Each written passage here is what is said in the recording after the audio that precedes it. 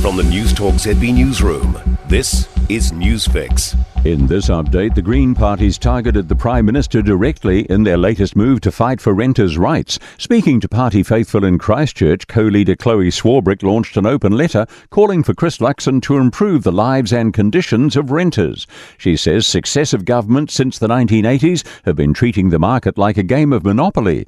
Ms. Swarbrick says it can and will change if they build collective power to change it. That means a landlord and property manager register. No cause evictions, a rental warrant of fitness and rent controls. Police continue to crack down on boy racers in Wellington. Officers have been targeting boy racer groups across the Hutt Valley and Porirua following an unruly car meet in Levin last month, which saw some police attacked with rocks and bottles. Last night, 70 fines were issued, 20 vehicles removed from the road and one spiked, with that driver then arrested for failing to stop.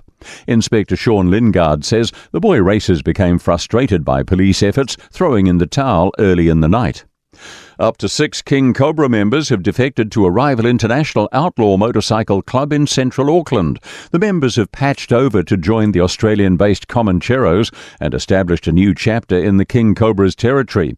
No retribution's been recorded so far, but the defections risk further inflaming gang violence.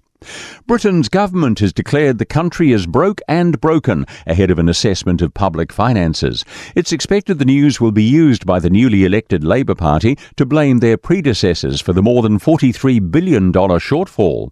Elected to run the world's 6th largest economy in a landslide victory on July the 4th, Labour has spent much of its first 3 weeks in power telling the public that things are worse than expected in almost every area of public policy. Finance Minister Rachel Reeves will set out the findings of a fiscal review in a statement to Parliament this week. That's news.